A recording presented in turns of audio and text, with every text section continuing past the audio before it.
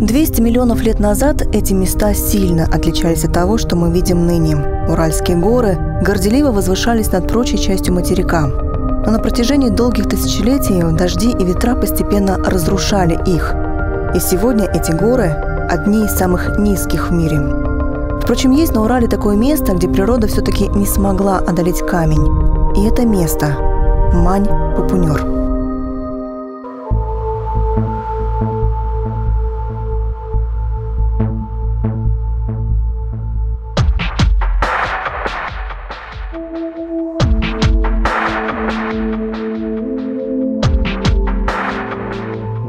Семь каменных столбов. Под разным углом они напоминают фигуры. То ли людей, то ли животных, то ли великанов.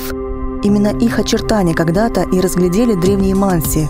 И назвали это место Мань-Пупунер. В переводе с их языка «малая гора идолов». Происхождение этих каменных великанов за многие века обросло таким количеством легенд, что сегодня сложно сказать, которая из них та самая верная.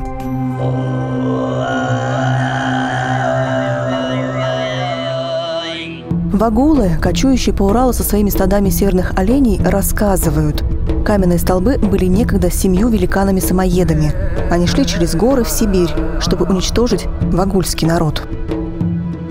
Когда великаны поднялись на вершину, именуемую теперь Мань-Пупунер, их вожак, шаман, увидел перед собой священный хребет молебного камня – Ялпинкнер.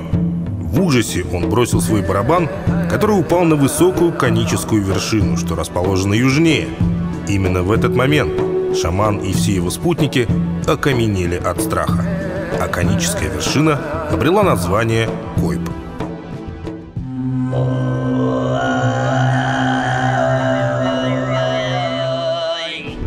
Легенда вторая. За младшими братьями, то есть теми же самыми вагулами, гнались 6 великанов-самоедов, когда те пытались уйти за каменный пояс. В истоках реки Печоры на перевале великаны уже почти нагнали вагуличей, как вдруг перед ними появился теперь уже шаман с белым лицом – Ялпинкнер. Он поднял вверх руку и успел произнести заклинание, после которого все великаны окаменели, как и сам Ялпинкнер. С тех пор так и стоят они друг против друга.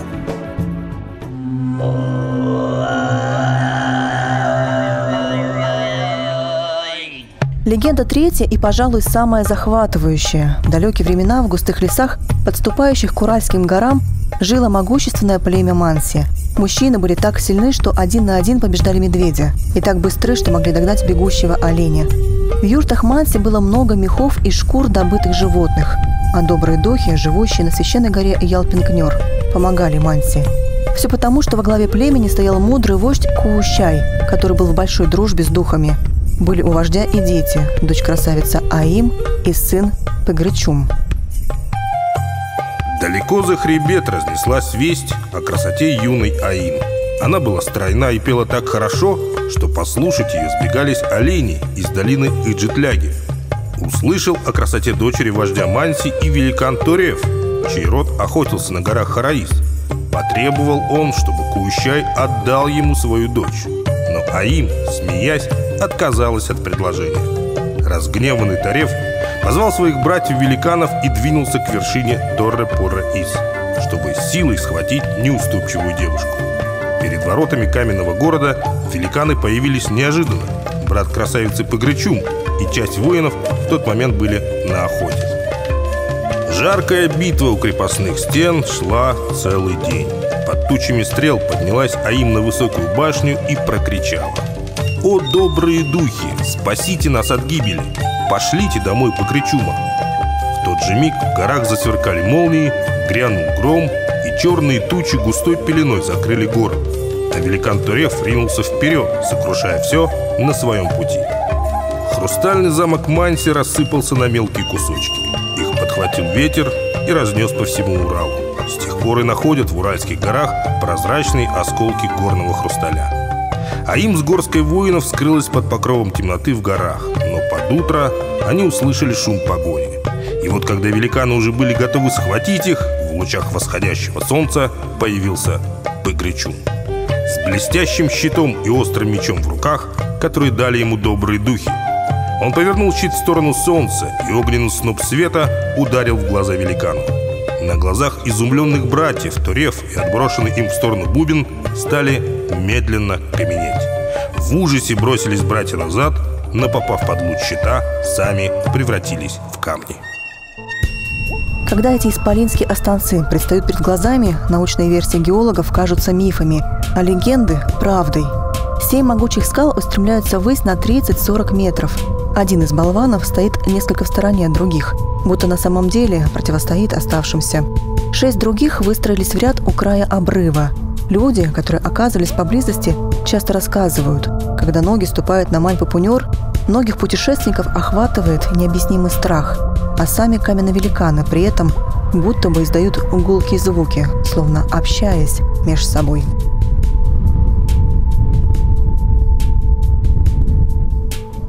На протяжении тысячелетий плато оставалось священным местом для вогулов, тех самых древних манси. Здесь находились капища и культовые места для общения с духами. В стародавние времена подниматься сюда считалось большим грехом. Забираться на плато могли лишь шаманы. Для простых смертных доступ на Мань-Пупунёр был закрыт. В наши дни все изменилось. Сегодня Малая гора идолов считается местом силы. Туристы практически в один голос говорят, в этих местах не хочется разговаривать и думать о мирских проблемах. Нет потребности в еде и воде. Единственное, что хочется, это только созерцать и медитировать.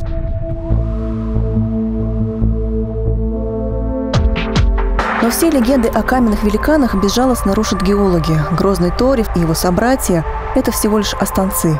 На протяжении тысячелетий дождь, снег, ветер, мороз и жара постепенно разрушали горы. Мягкие породы, словно пыль, растворились в пространстве с течением времени. А крепкие силицито-кварцитовые сланцы, из которых и сложены болваны, сохранились до наших дней. Но что бы ни говорили ученые, для путешественников плато продолжает оставаться бесконечно сказочным. Таинственности добавляет и само расположение. Природный сад камней затерян в безлюдной местности, без единого поселения на 100 километров вокруг. Чтобы добраться до Мань-Пупунёр, приходится проходить десятки километров пешком, через тайгу. Но даже это не останавливает туристов.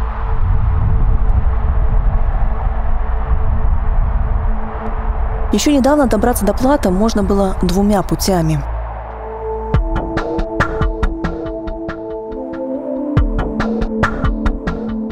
Первый со стороны Коми – это пеший маршрут длиной в 40 километров в одну сторону. Он стартует у старинной Коми-деревни Усть-Илыч. Путешествие оттуда начинается вверх по реке, по правому притоку Печоры, через деревню охотников и рыболовов Еремеево. Труднодоступная деревня с населением около 200 человек, одна из немногих в республике, где сохранились вековые обычаи Коми. Ее легендарный основатель – охотник Еремей, и все местные жители искренне считают себя его потомками. На пути к Мань-Пупунёр по этому маршруту Еремеево – последний оплот цивилизации. Отсюда до начала пешей тропы к болванам 120 километров вверх по воде. Дальше только нетронутая природа. Свое начало Илыч берет в западных отрогах Северного Урала. Берега его живописны, что не изгиб, то прекрасен вид. Первые видимые признаки хребта начинаются довольно скоро. Это невысокие отвесные скалы. Сама река – естественная граница заповедной территории, а потому по пути на ее берегах то и дело встречаются кордоны. Это пункты охраны Печора-Илычского заповедника. Всего на Илыче их 5. Пеший маршрут на плато Мань-Пупунёр начинается с 3-го, от Усть-Ляги. С этого места до болванов 40 километров пешего пути в одну сторону. И хоть тропа здесь давно проложена и из года в год очищается от поваленных деревьев, дорога эта не из простых. Особо трудны последние 6 километров. От Золотого ручья начинается резкий подъем вверх. Здесь тайга переходит в тундровое криволесье. Деревья становятся все ниже, а панорамные виды все ярче. С 2009 года этот маршрут становился все более и более популярным. Желающих добраться до столбов выветривания после того, как те были признаны одним из чудес России, стало больше в разы. Между тем, этот путь на всем своем протяжении от кордона Усть-Ляга до Мань-Пупунёр пересекает заповедник. И как бы ни следили инспекторы и инструкторы за перемещением туристов, тем не менее, спустя некоторое время специалистам пришлось констатировать, охраняемой территории наносится серьезный ущерб. В итоге с 2015 года руководство Печора-Илычского сокращает до минимума посещение плато со стороны реки Илыч.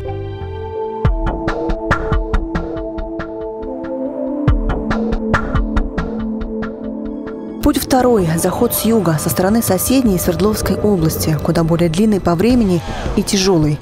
Он рассчитан исключительно на физически хорошо подготовленных туристов. Проходит через печально известный перевал Дятлова и самую высокую точку на Северном Урале – гору Атартен. Далее траверс по горному хребту, еще 75 километров в северном направлении, через горный модуль на Вологодской грани. Он находится всего в километре от истока Печоры. Идти этим путем непросто, под ногами курумник. И тем не менее, еще недавно по этому маршруту от самого Ивделя массово шли любители острых ощущений. И ладно бы, если пешим ходом, все чаще иначе, на тяжелой технике, причиняя значительный ущерб этой земле.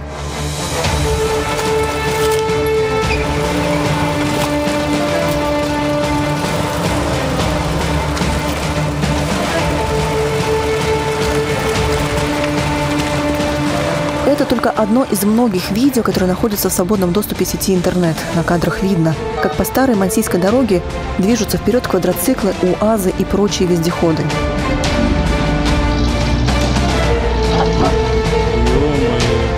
Вот так, нисколько не заботясь об этих землях на протяжении нескольких лет, множество нелегальных туристов пытались прорваться к столбам. О том, что эти места охраняемые и здесь особый порядок нахождения, мало кто задумывался. Статистика административных правонарушений неумолима. Так, за незаконное нахождение на территории заповедника в 2012 году оштрафовано 13 человек. Годом позже уже 58. За неполный сезон 14-го почти сотни. И это только те, кого удалось отследить. Реальное число нелегалов назвать невозможно. При этом возросшая нагрузка на ранимую растительность горной тундры наносит непоправимый вред. Да и сами туристы порой позволяют себе лишнее.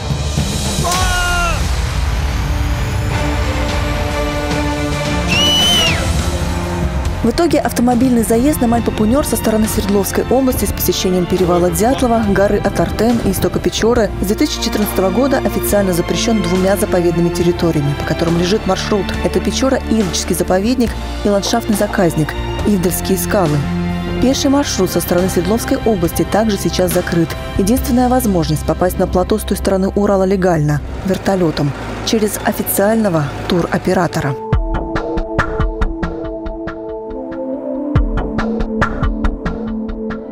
Путь третий, альтернативный. Этот маршрут разработало руководство заповедника весной 2017-го. И он должен стать тем самым компромиссным вариантом, когда столбы выветривания все-таки остаются доступными для туристов. Но нагрузка на заповедник снижается, ведь весь маршрут пролегает по его южной границе. И только последние километры, непосредственно на подступах к Мань-Папунер, группа должна пройти по охраняемой территории. Путь стартует от поселка Якша. Отсюда на аэросудне группе туристов предстоит подняться вверх по течению Печоры до устья ручья Подкопенный. Это почти 300 километров по воде. После – пеший маршрут через лес к старой Мансийской тропе, той самой, по которой еще несколько лет назад вовсю разъезжали безумные любители экстремальной езды на внедорожниках. Так до самой Вологодской грани. Там остановка на отдых и последний рывок. Всего 10 километров до столбов. По словам директора Печора-Илочского заповедника, этот путь на Мань-Папунер обещает стать даже более красочным и физически легким. Ведь пройти группе придется всего 46 километров, и это в обе стороны. Получается почти в 2 раза меньше, чем с кордона Усть-Ляга, что на реке Илыч. В первый тестовый поход в сопровождении сотрудников заповедника, опытных туристов и представителей Троицко-Печорского района отправилась и наша съемочная группа.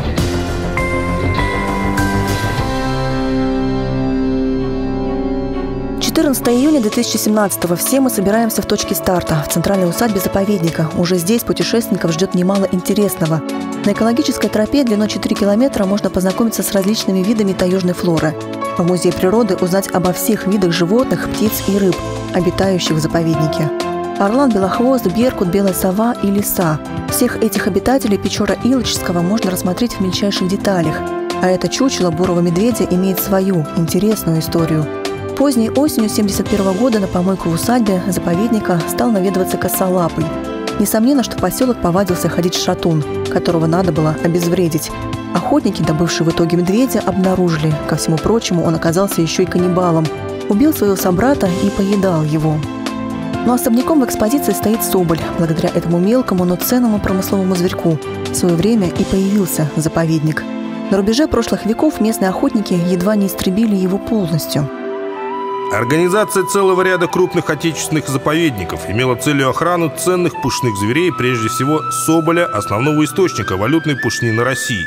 Резкое оскудение его запасов в начале 20 века заставило прибегнуть к трехлетнему запрету промысла, установленному с 1913 года. Но эта мера не могла сыграть существенной роли, поскольку запрет не соблюдался. Пришлось изыскивать более реальные меры спасения соболя, связанные с охраной конкретных территорий. В числе первых были предложения по организации специальных соболиных заказников в западных предгорьях Северного Урала, единственном районе обитания соболя в Европе. Устройство таких заказников намечалось в Чердынском уезде и верховьях Печоры. Последний включал небольшой участок темнохвойных лесов между речи Илыча и Печоры, находящийся ныне в центре основной территории заповедника. В итоге в междуречье Илыча и Печоры в 1929 году была отправлена экспедиция под руководством Франца Францевича Шиллингера. Обследовав территорию, ученые пришли к выводу – здесь еще возможно сохранение и восстановление редких видов. Вот так и появился в Коми заповедник. К его 70-летию в 2000 году в музее был открыт новый зал – краеведческий. И сегодня любой житель Коми может увидеть, как происходило начало освоения человеком северных широт. Вот, к примеру, образцы, которые были найдены в Медвежьей пещере. Это самая северная в Европе палеолитическая стоянка человека. Она расположена на Верхней Печоре, в 17 километрах выше кордона Шежем-Печорский. Издревле первопроходцами в освоении нынешней территории заповедника были манси, или, как их еще называют, вагулы, которые занимались охотой и рыболовством. К началу XVIII века они были вытеснены за Урал заселяющими Среднюю Печору и Илыч коми, а с верховьев Печоры и Уньи – русскими выходцами из Пермской губернии, к которой эта территория тогда относилась. В экспозиции музея и объекты религиозной жизни заселявших эту территорию людей. Это и деревянный языческий идол Манси, который устанавливался в кумирнях, специально оборудованных местах для исполнения обрядов. Также здесь и старообрядческие молитвослов, листовка из рыбьих позвонков и створ от складня, которые были распространены среди староверов-беспоповцев поморского согласия. Быт русских и коми отражен в самых разных предметах. Это посуда, изготовленная своими руками из глины, дерева и бересты, жернова из березы, льняное домотканое полотенце, арбатская сеть из конопляных ниток и различные изделия из меди и чугуна. Здесь можно увидеть и старинную охотничью одежду, и снаряжение, характерное для данной местности. Сам же музей располагается в доме купца Алина из Чердыни. Чердынь – это город монополистов, и как только река скрывалась, и можно было водным путем добираться до Печоры, это у нас идет по Вишере, вот Чусовое озеро, Вагулка, Печорский Волок, протаскивали лодки, выходили на Волосницу и потом уже по Печоре вниз по течению в Якшинская пристань. Многие старые постройки в Якше – это те самые склады, которые когда-то принадлежали купцу Алину. Сам торговый путь с Камы на Печору пролегал через эти места с XVI века. В районе Якши товары грузили на баржи и отправляли вниз по течению реки. Со временем на этом месте возникла Якшинская пристань, а затем и сам населенный пункт. Несколько домов, часовня и склады чердынских купцов. Сюда с Нырыба по дороге везли соль, какие-то продукты, закупали здесь. А сюда со всей Печоры свозили пушнину, рыбу. Такой перевалочный пункт, да? Да. То есть здесь сохранились даже склады, которые вот очень древние. Сейчас мы их будем проходить. Собственно, селение было основано в начале 20 века переселенцами из Пермской губернии. В 1925 году здесь жили 55 человек. Но в советские годы многие из них были раскулачены, а восстание местных жителей против советской власти жестоко подавлено. Теперь об этой странице истории напоминает только стела. По таким памятникам, расположенным во всех поселениях вниз по Печоре, сегодня можно проследить, как в Коми друг за другом шли восстания кулаков, и также друг за другом они подавлялись.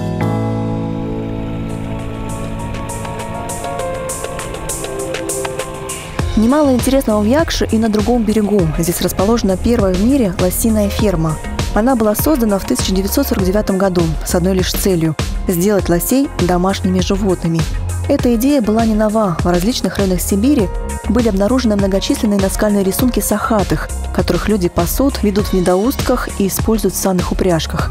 А значит, можно предположить, что лосеводство практиковалось древними сибиряками еще с каменного века. В веке нынешнем здесь доказывают – это действительно возможно. Когда лосиферму открывали, задачей ставилась сделать из лося домашнее специализированное животное для нашей местности. А преимуществом было то, что им не надо строить жилье на зиму. Им не надо заготавливать корма на зиму, они вот у них растут под носом в любой момент. И они очень скороспелые. При наборе веса в 180-200 килограмм 2 года уже лосиха приносит дитё. Всего взрослых особей на ферме сейчас 11. Этот сахатый по имени Карик. Ему всего чуть больше года, и в отличие от остальных он дикий. В мае 2016-го его случайно нашли жители Курьи. Подобрали и привезли на лосиферму. Мы его забрали, ему уже где-то с недельку больше было, наверное.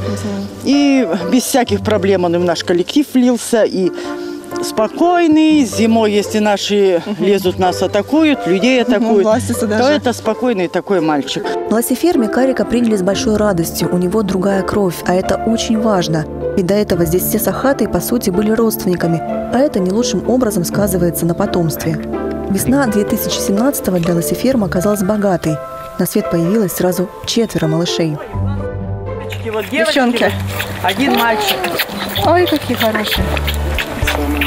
Если лосиным молоком поют, то им всего в сутки надо 1,5 литра норма. Если коровьим, то в 2 раза больше. Самая старшая – Любава, ей уже больше месяца. Следом по старшинству Дуняша. А вот Софийке на момент съемок было всего 4 дня. Самая младшая – это Софья, да? Сонька, потому что она как родилась, все спала и спала. Да, она Сонька. Спала. Она спала, потому что была очень слабая тоже. Кормят лосят как малышей из бутылочки. В ней мамино лосиное молоко. Ценное по своим свойствам. Оно почти в 4 раза жирнее коровьего. За счет высокого содержания лизоцима выводит радионуклиды и лечит все кишечно-желудочные заболевания. Гостей лосифермы им обычно угощают. Но сейчас практически все оно уходит исключительно на выпайку малышей. Тех, кто постарше, кормят комбикормом и картошкой. Но в целом, как признается Светлана Акатьева, сахаты любят самые разные лакомства. А съедаю все. Конфеты, печенье, пряники, бананы. А вы не ограничиваете людей, которые приезжают сюда? Там, людей мы не ограничиваем. Мы нельзя? единственное, не разрешаем много угощать. Люди привозят много угощения. Мы вот забираем все, даем вот вам булочка хлеба на всех. Не булочка, то еще меньше, там яблоко одно. Ну и конфетки перепадают там тоже. Да, все перепадает, только все в меру. Все потому, что основной корм – это все же ветки. А еще лоси очень любят иван-чай. Причем и малыши, и взрослые. Эти большие и устрашающие своими размерами лесные жители на самом деле очень и очень ласковые. Они сами тянутся к людям, и должно быть именно потому после визита на лосиферму даже суровые мужчины до глубины души проникаются увиденным здесь. На людей посмотреть приезжают одни, из загона выходят совершенно другие люди. Совершенно другие взрослые мужики, которые выходят отсюда и потом клянутся, что они больше лосей не стреляют. Вот такой наш первый день на пути к столбам уветривания. Уже полный впечатлений. Теперь, когда об этих местах мы узнали чуть больше, пришло время подготовиться непосредственно к выходу на маршрут, сходить в баню и хорошенько отоспаться в гостевом доме при усадьбе.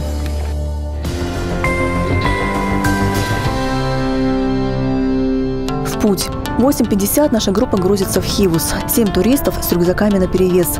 В них все самое необходимое – смена одежды, спальники, провиант. Палатки в этом путешествии, как отмечает руководитель тургруппы и директор заповедника, нам не пригодятся, ведь ночевать каждый раз мы будем в крытых помещениях, в гостевом доме на кордоне и в горном модуле на Вологодской грани. Этот маршрут тем и примечателен, что рассчитан он даже на неподготовленных туристов. В принципе, подойдет для человека, который даже первый раз едет, потому что здесь все доставка идет хивусом по речке, и 20 километров у нас разбито на 2 дня. То есть 10 километров в день это, в принципе, может пройти человек, и это не пролазная тайга какая-то.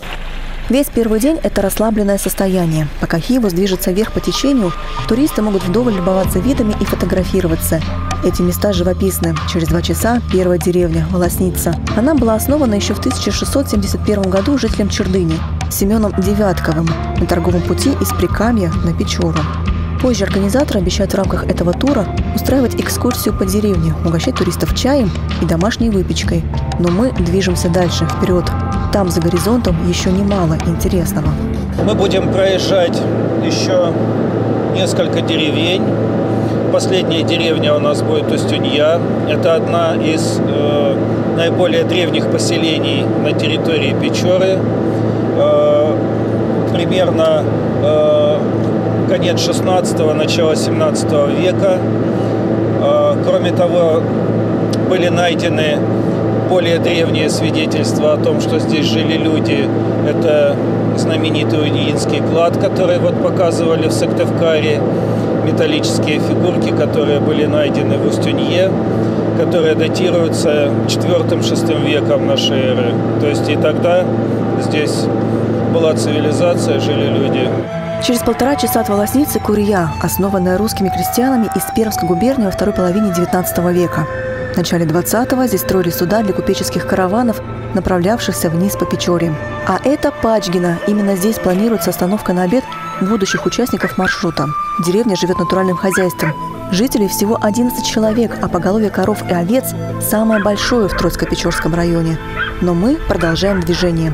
Позади остается 200 километров по воде. Кордонный Полой, Сабиновская Заостровка, Шайтановка. И вот, наконец, Шежем-Печорский. Здесь у нас ночевка в специально построенном для туристов гостевом доме. А еще есть баня, удобство. Круглый год на кордоне несут службу инспекторы Печора-Илочского заповедника. Они же радушно принимают всех путешественников. Стоит только нам сойти с аэросудна, как к берегу причаливает еще одна лодка. Это на Шежем-Печорский прибывают волонтеры.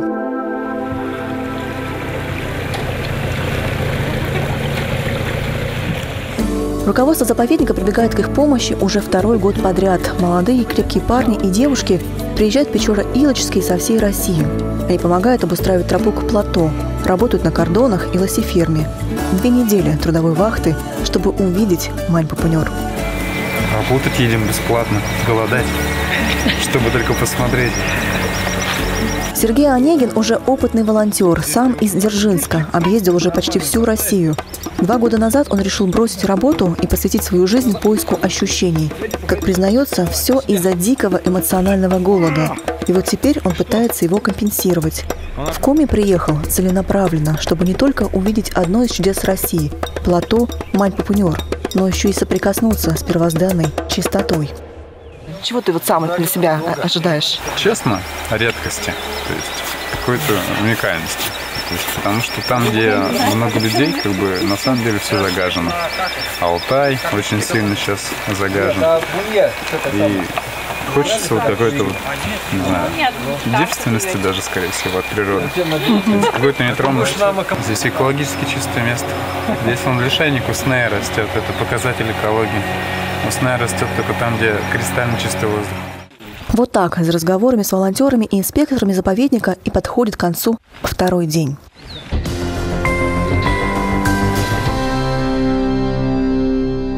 Едва встало солнце, мы снова в дорогу. Но прежде чем отправиться на аэросудне дальше, к верховьям Печоры, решаем сначала подняться на скалу с другой стороны реки. Оттуда на кордон Шежем-Печорский открывается фантастический вид. Фотосессия на память и дальше, к болванам. В 9 утра наш катер отходит от гостеприимного кордона, и всего через 18 километров мы уже у знаменитой Медвежьей пещеры, той самой, о которой всего пару дней назад нам так подробно рассказывали в музее заповедника. Общая длина доступных осмотру ходов 480 метров. Сам вход на высоте 40 метров над Печорой, по виду словно большая арка. Именно здесь были найдены многочисленные кости ископаемых плейстоценовых животных – северного оленя, мамонта, шерстистого носорога, тигра-льва, овцы-быка, зубра, лося, лошади, песца, волка, зайца и копытного лемминга. Кремниевый инвентарь этой стоянки насчитывает 1500 предметов. Всего в отложениях пещеры найдены остатки 34 видов млекопитающих, а еще и птиц и других позвоночных. Мы же двигаемся дальше, к Ёлминскому научному стационару. Он был построен в 2012 году для изучения смешанной популяции куньих. Именно здесь проводится отлов и мечение соболей и куниц, тех самых, ради которых в начале 20 века и был создан заповедник. Здесь численность соболя восстановилась вот после организации заповедника, и сейчас она находится в таком стабильном состоянии, где-то порядка 3-4 зверьков на 10 тысяч гектар. И уже, наверное, в течение 15 лет, как они начинают выходить из заповедника на сопредельные территории, и местные охотники их ловят, чем очень довольны.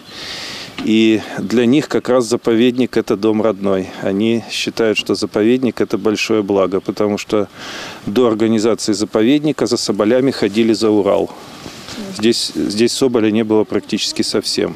Сегодня помеченных в заповеднике соболей отлавливают даже в Свердловской области, за 200 километров от этого места. Это значит, территория природоохранной зоны находится в полном балансе. За жизнью зверей и птиц научные работники следят с помощью фотоловушек. Присутствие человека на этой земле должно быть минимальным. И именно поэтому так важно найти новый маршрут на плато взамен того, что долгие годы пролегал через весь заповедник с кордона Усть-Ляга. Та тропа, которая идет с Илыча, она рассчитана на то, что там туристы 4 раза ночуют на территории заповедника. Это связано с организацией лагерей, заготовкой дров, установкой туалетов. И это, конечно, наносит вред природе. Поэтому мы стараемся от этого уйти, ведь мы не можем туда не подвести дрова со стороны. Все нужно рубить на месте. Там нету дорог для того, чтобы это сделать. И сделать эти дороги невозможно. Кроме того, старый маршрут проходит по болотистому месту, и он менее живописный. И вот мы снова садимся в лодку, двигаемся дальше. Спустя еще несколько десятков километров открываются замечательные виды. Медвежий камень и та самая гора Койб, что звучит во всех легендах о Мань-Пупунёр. Фотосессию и съемки проводим, не выходя из Хивуса. До конечной точки, где мы оставим аэросудно и пустимся в пеший поход, остается совсем немного. Пройти в этот день нам предстоит всего 13 километров. Ровно столько от устья ручья Подкопённый до горного модуля на Вологодской грани. Вот эта лесная часть 3 километра, насколько она будет сложная для, скажем так, неподготовленных туристов, для людей, которые там решили просто съездить, посмотреть? Ну, на данный момент, конечно, она будет сложная. Она еще не чищенная, ее нужно готовить для того, чтобы можно было ее пройти уже легко. Но 3 километра это все-таки не 10 километров, да? Ну, если можно и так сравнить, конечно, это меньше. Но все будет зависеть от того, насколько, какой лес. Если он старый, много завалов, будет тяжело передвигаться. Мы выйдем на ту самую дорогу, где все, кто хотел, все, кто мог, абсолютно бесконтрольно посещали заповедную территорию. Сейчас там уже порядок? Да. С прошлого года здесь охранная территория. И пробраться туда фактически невозможно. Были в прошлом году попытки другими окольными путями зайти на плато, но их отлавливали уже охрана, которая находится прямо на самом плато. Тем временем Печора меняет характер с равнинного на горный. Начинается труднопроходимая 3-километровая шевера. Бурлящий стремительный поток набирает скорость 20 км в час. Судно несется, подпрыгивая на волнах. Адреналин зашкаливает, но в месте впадения ручья Манская Волосница течение успокаивается. Все яснее чувствуется приближение гор. Усиливается ветер и холодает. Через 3 часа в назначенное время, ровно в полдень, мы у ручья Подкопённый, последней точки на реке Печора.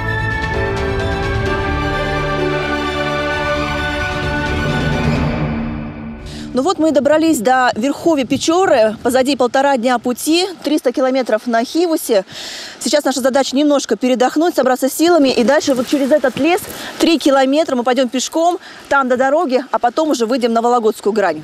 Директор заповедника и идейный вдохновитель Леонид Семакин проделанным путем доволен. Техника не подвела, уложились в срок. И это несмотря на пока еще довольно высокую для этого времени года воду. Доехали хорошо, достаточно быстро. Времени для того, чтобы подняться наверх, у нас хватит. И еще на то, чтобы поесть. Обед готовим прямо на судне, на электрической плитке. Тратить время на поиск места для стоянки и разжигания костра не нужно, да и не стоит. Все-таки территория заповедная. Впрочем, походный дух от этого нисколько не пропадает. Ведь на импровизированном столе все тот же стандартный походный набор продуктов. Бутерброды с сыром и колбасой, помидоры и огурцы. И, конечно, суп из котелка с тушенкой. Это оператор, он тоже есть. Воду для супа, кстати, набрали прямо из Печоры. Здесь в верховьях она кристально чистая. А еще дышится тут необычайно легко. Пока ничего сложного не было. Я думаю, что он несложный. Во-первых, это будет очень интересен маршрут. для неподготовленных туристов. Может быть, даже с детьми, потому что совершенно безопасно, быстро. Ну, сейчас остальной путь посмотрим. Я так думаю, что он тоже будет довольно-таки нетрудным. Обед подходит к концу. Проверяем рюкзаки, пакуем вещи и стартуем. Выходим на 3-километровый подъем по лесному склону. И здесь нас ждет первый неприятный сюрприз.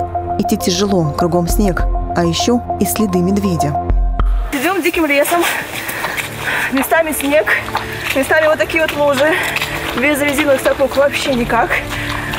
Еще комары летают. Комары здесь крупные. Правда, кусают не сильно. А значит, жить можно. И Мань-Пупуньор уже тоже недалеко. И чем выше мы поднимаемся, тем все больше и больше становится снега. Весна, конечно, теплом не радовала. Но в это время года увидеть здесь такую картину никто из сотрудников заповедника никак не ожидал. Мне кажется, сейчас все аномально. И воды очень много, и снег не тает. И даже на некоторых деревьях листочки до сих пор. Ага. Через 3,5 часа наша группа все же преодолевает лесную чащу и выходит на хребет, ту самую древнюю мансийскую тропу, которая ведет прямиком к Вологодской грани. Так мы за один день из лета попали в зиму. Причем такую суровую зиму. Очень холодно. Здесь наверху открываются виды на горы, а еще на страшную колею и мусор, который оставили после себя любители острых ощущений. Ну вот еще один сюрприз, который оставили здесь путешественники, явно нелегалы, потому что именно вот по этой дороге раньше, да и сейчас, в общем-то, тоже пытаются проехать, в том числе и там на буранных, квадроциклах, чем угодно, те самые туристы, которые не хотят проходить на Мань-Пупуньор так, как положено, по закону. Они готовы заплатить небольшой штраф, но при этом прорваться, идти в наглую, ну и оставляя после себя вот такие вот сюрпризы. Вся эта территория не относится к заповеднику, а потому контролировать это место просто некому. Конечно, дальше, на подходе к самому плато, уже стоит военизированная охрана Печора Илочского, потому езда к самим болванам прекращена. Но здесь все так же порой продолжают колесить внедорожники и квадроциклы, причиняя серьезный вред этой местности. Вот такие следы от квадроциклов, они остаются навсегда. Они уже никуда не денутся и будут только хуже. Видите, начинается водная эрозия, земля смывается вся вниз, и остаются вот такие вот жуткие канавы. А к чему они в дальнейшем могут привести? Они в дальнейшем привести к оврагам, начнет разрабатываться этот склон. Ага. Смывается почва, смываются деревья. Путь дальше ничем не отличается. Такая же картина практически до самой Вологодской грани. Оттого и идти не так-то просто. Утопаешь в грязи и снегу. Впрочем, наш пробный заезд вносит свои коррективы вовсе не рельеф местности, а погода. Спустя всего 4 часа от начала пешего маршрута небо затягивает тучи, нас накрывает дождь, сумасшедший ветер и нулевая видимость. Вообще погода на Урале – это подобная погода, это нормальное явление. Но впереди у нас еще несколько километров пути. Вверх, по хребту. Еще недавно из-за снега сырыми и холодными были только ноги. Вот теперь не спасают даже дождевики. Снимать дальше мы просто уже не можем. Вот так погода вносит свои коррективы. Сплошной туман, дождь.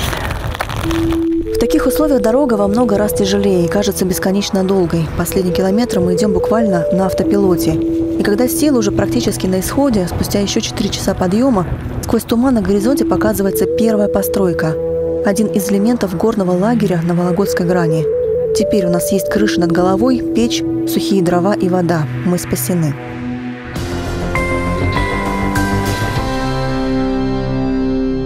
Утро, 17 июня. В этот день мы должны выходить на Мань-Пупуньор, но от похода приходится отказаться.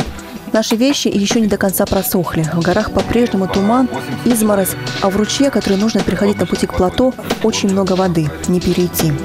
Такой сценарий на самом деле не редкость. Урал далеко не всегда гостеприимен, будто бы намекая на то, что дошедшие со времен древних мансий легенды на самом деле только считаются сказочными. Это место и в самом деле свято, и духи на плато не любят, когда их тревожат простые смертные. Так это или нет, можно только гадать. Людям свойственно искать что-то мистическое в необъяснимом. На то и столько сказаний, сохранившихся до наших времен. Но что точно стоит уяснить всем туристам, это то, что даже преодолев сотни километров, можно остановиться всего в 10, так и не ступив на священное плато Манси. Пока часть вещей еще сохнет, мы решаем не терять время впустую. Идем к истоку Печоры. Он всего в километре от горного лагеря. Это место с особой энергетикой. Сложно представить, как этот ключ, бьющий из-под камня, в итоге превращается в реку, которая занимает 7-е место в рейтинге самых длинных в Европе. Ее протяженность 1809 километров.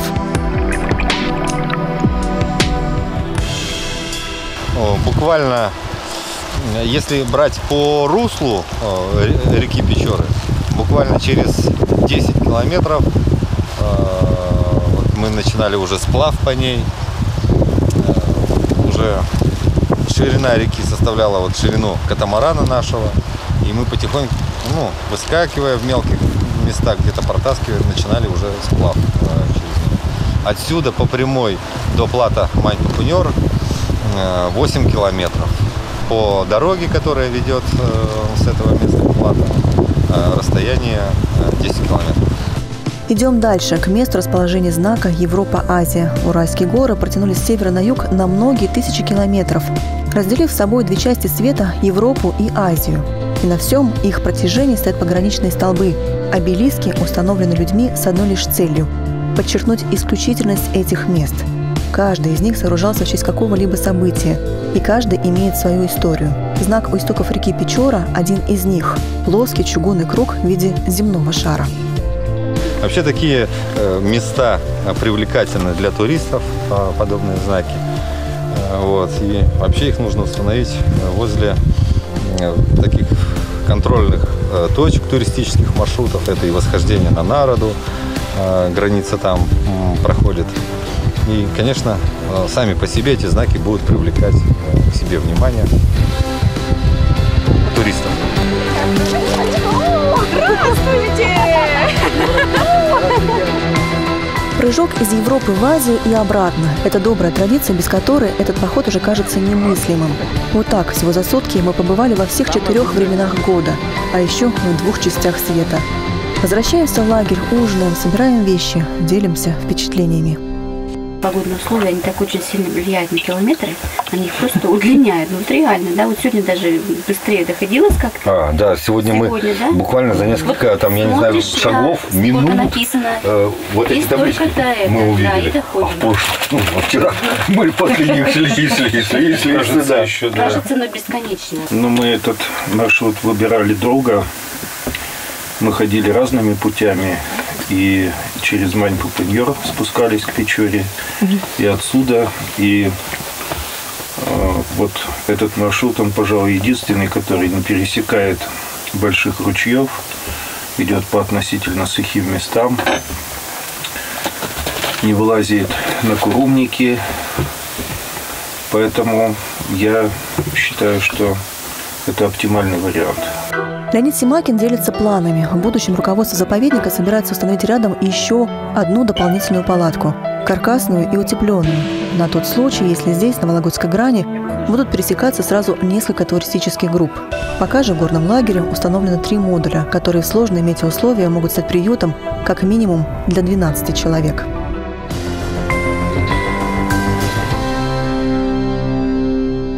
День 5 и последний. 18 июня в 7:15 мы выходим из горного лагеря в обратный путь. Погода успокоилась. Идти теперь по хребту гораздо легче. Если бы не облачность, нашему взору открылись бы шикарные виды. В 10:20 подходим к спуску. 2 дня непрерывного дождя сделали свое дело. Снега стало меньше. В 12:30 мы, наконец, у верховьев Печоры.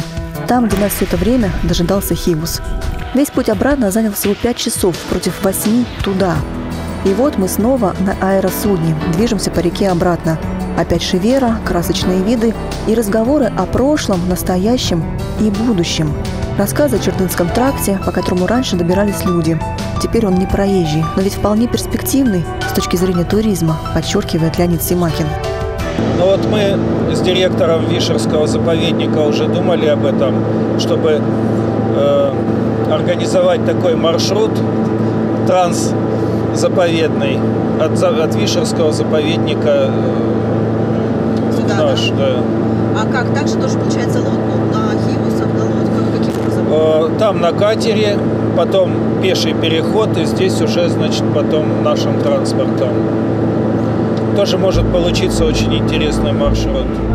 Таких маршрутов в России пока еще не было, ведь, как правило, заповедники находятся далеко друг от друга. И только здесь, на Урале, сложилась уникальная ситуация, когда целая сеть охраняемых территорий расположена практически друг за другом. Вишерские, Печора-Илочские заповедники и национальный парк Юга-2. Они расположены практически друг за другом, почти без промежутков. И было бы интересно как раз вот использовать эти нетронутые территории, как вот туристические маршруты.